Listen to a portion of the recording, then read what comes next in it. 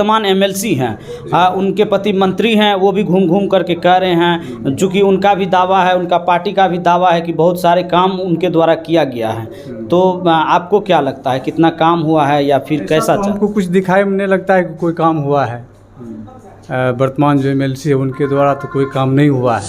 राम सिंह यादव से लेकर और निवर्तमान जो एमएलसी रह चुकी, उनको भी मैंने उनके भी कार्यकाल को देखा है, लेकिन आज तक जनप्रतिनिधि के द्वारा जो चुनकर एमएलसी सदन में इन तमाम लोगों की आवाज़ को उठाने जाते हैं तो इन तमाम बात वोट लेने तक ही रहता हैं। बहुत ऐसे हमारे सदस्य हैं जो इस चुनाव को नहीं समझ पाते हैं। अगर जिस दिन यह चुनाव को समझ पाएंगे तो निश्चित तौर पर ईमानदार और कर्तव्यनिष्ठ व्यक्ति हमारे यहाँ पहुँचे।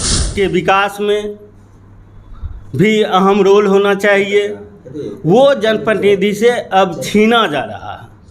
वही होगा जो अच्छा नहीं करेगा, उसको तो कुछ मिलने वाला है नहीं। वो तो जनता का जो चुनाव है वही चुनाव होगा, यही हम लोगों का पर्पस है।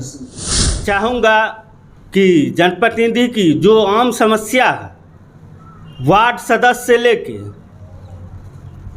ग्राम पंचायत मुखिया प्रमुख, सभी की आवाज़ को वो सदन में मजबूत करेंगे। मैं वैसे जनप्रतिनिधि को वोट देने का काम करूँगा। नमस्कार, आप देख रहे हैं KosiTimes.com और मैं हूं रविकांत कुमार। इस वक्त हम प्रखंड प्रमुख कार्यालय के बाहर हैं और जैसा कि हमने आपको बताया है कि लगातार जो एमएलसी चुनाव है उसको लेकर के सरगर्मी तेज हो गई है। जनप्रतिनिधि यहां प्रखंड आते हैं विभिन्न कार्यों को लेकर के, और ऐसे में हम देखना चाहते हैं कि यहां पर क्या कुछ माहौल है। जैसा कि आप देख रहे हैं कि यहां पर सभी लोग बैठे हुए हैं और प्रमुख साहब हैं यहाँ पर।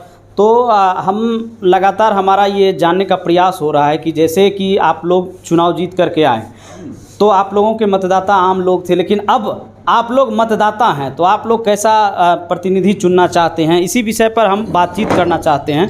तो सबसे पहले तो हम ये जानना चाहेंगे कि इस बार क्या लग रहा है, जो एमएलसी के प्रत्याशी हैं या विधान परिषद के चुनाव में मुद्दा क्या होना चाहिए? सबसे पहले तो कोसी टाइम्स को धन्यवाद। आप त्रिस्तरीय पंचायती राज के जो सराहनीय यह चुनाव है विधान परिषद का, इसमें हम लोग खुद जनप्रतिनिधि चुनेंगे और मेरा जनप्रतिनिधि कैसा प्रतिनिधित्व करेंगे सदन में, उस पर आप चर्चा करने के लिए आए हैं। उसके लिए भी आपको धन्यवाद। मैं चाहूँगा कि जनप्रतिनिधि की जो आम समस्या है, वार्ड सदस्य से लेके ग्राम पंचायत मुखिया प्रमुख, सभी की आवाज़ को वो सदन में मजबूत करेंगे।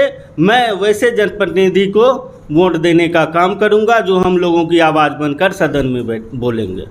आप प्रमुख पद पर हैं, कप्तान हैं यहाँ, चूँकि प्रखंड में जितने भी जनप्रतिनिधि हैं तो सबों का ख्याल आपको भी रखना पड़ता है। एक आपस में जो समन्वय होता है वो बनानी होती है।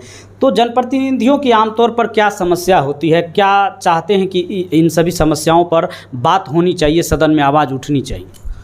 जन समस्या बहुत सारी है। बहुत सारे मेरे जनप्रतिनिधि जो जीते हुए थे उनके साथ कई जगह पर दुर्घटना घटी है।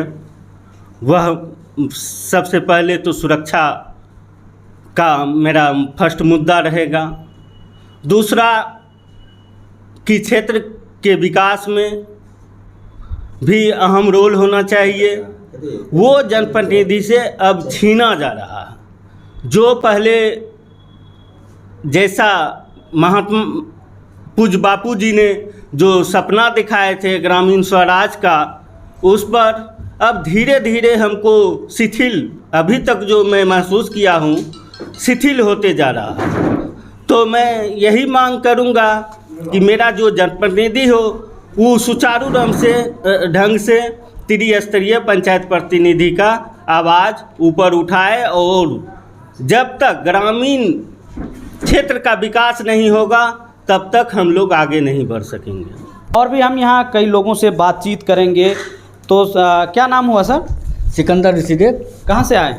दुलार पिपराही। एमएलसी का चुनाव हो रहा है जी, जनप्रतिनिधि लोग वोट डालेंगे, तो आप लोग कैसा चाह रहे हैं, क्या सोच रहे हैं आप? देखिए एमएलसी का जो चुनाव आगे में 4 अप्रैल को होने जा रहा है, इससे पहले भी कई एमएलसी का चुनाव हुआ है। मैंने बलराम सिंह यादव से लेकर और निवर्तमान जो एमएलसी रह चुकी उनको भी मैंने उनके भी कार्यकाल को देखा है। लेकिन आज तक जनप्रतिनिधि के द्वारा जो चुनकर एमएलसी सदन में इन तमाम लोगों की आवाज़ को उठाने जाते हैं तो ये तमाम बात वोट लेने तक ही रहता है। वोट जब तक नहीं मिलता उनको तब तक वह यही कहते हैं कि मैं आपकी आवाज़ बनकर सदन में खड़ा रहूँगा, आपकी जो समस्याएं होगी मैं उस पर आपके समस्या को सदन में रखकर आपका जो मानदेय है, तरह तरह की जो आपकी समस्याएं हैं उनको मैं सदन में रखूँगा। सिर्फ वोट लेने तक ये बात होती है। और अब की बार जो चुनाव होने जा रहा है एमएलसी कि मेरे लिए काम करने का उसके पास क्षमता होगा और हमारी आवाज़ को उठाएंगे तो ऐसे जनप्रतिनिधि को हम सिंहेश्वर प्रखंड में 16 समिति हैं, हम लोग आपस में बैठकर समन्वय स्थापित करेंगे और ऐसे जनप्रतिनिधि को वोट देने का काम करेंगे जो सबकी सुने और सबकी बात को रखे। हमारा कहना है कि आप उसको चुने जो आपकी बात को सुने। नाम हुआ सर? मेरा नाम डॉक्टर ललित कुमार यादव। हाँ ललित जी, एमएलसी का चुनाव तो अब नज़दीक आ गया है जी। क्या लग रहा है, क्या सोच रहे हैं आप लोग? हम लोगों का सोच क्या होगा सर, जो अच्छा रहेगा वही होगा, जो अच्छा नहीं करेगा उसको तो कुछ मिलने वाला है नहीं। वो तो जनता का जो चुनाव है वही चुनाव होगा। यही हम लोगों का पर्पस है। मतलब करते हैं। क्या नाम हुआ सर? मेरा नाम हरिश्चंद्र राम है, ग्राम पंचायत बहरी से 6 संख्या 3 से पंचायत समिति सदस्य हूँ। क्या लग रहा है, क्या कितना माहौल गर्म हो गया है एमएलसी चुनाव का? आपने जो मुद्दा, आज का जो मुद्दा है एमएलसी का, यह मुद्दा के लिए सबसे पहले कोसी टाइम्स को मेरे तरफ से पूरे पंचायत समिति की ओर से आपको बहुत बहुत धन्यवाद। जो आपने गांव तक, एक समाज के बीच तक आवाज़ उठाते हैं, इसके लिए आपको बहुत बहुत धन्यवाद। क्या लग रहा है, क्या इस बार क्या सोच रहे हैं आप लोग, कैसा उम्मीदवार चाह रहे हैं? देखिए, जो उम्मीदवार हैं उनका कहना है कि 6 सालों में उन्होंने जनप्रतिनिधि के लिए बहुत सारा काम किया है। देखिए, हम लोग को समझना पड़ेगा कि एमएलसी क्या है।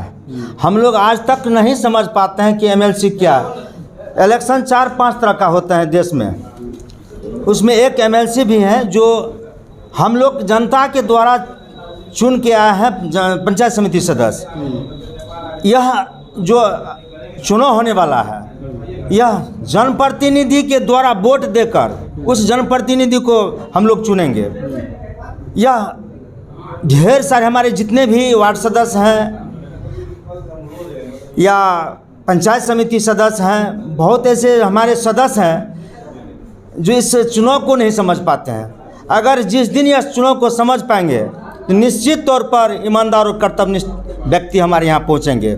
हमारे जितने भी इस कोसी प्रमंडल में जितने भी जनप्रतिनिधि हैं, वार्ड सदस्य हैं, मुखिया जी हैं, जिला परिषद महोदय हैं, पंचायत समिति सदस्य हैं, प्रमुख महोदय हैं, हम सबसे निवेदन करूंगा कि आप पहले जनप्रतिनिधि को, ऐसे जनप्रतिनिधि को चुने कि आपके आवाज़ सड़क से संसद तक उठावे। चूँकि अब की बार जो चुनाव हुआ है त्रिस्तरीय पंचायती राज व्यवस्था के अंतर्गत, इसमें ढेर सारे हमारे ही जनप्रतिनिधि की हत्या हुई है, लेकिन इनके बारे में आज तक कोई आवाज़ नहीं संसद में या विधान परिषद में उठा है। यही सोचने वाली बात है। तो हम उस व्यक्ति को वोट देंगे जो हमारी बात को सुनेंगे। बहुत। क्या नाम हुआ सर आपका? मेरा नाम माधव कुमार आज़ाद है।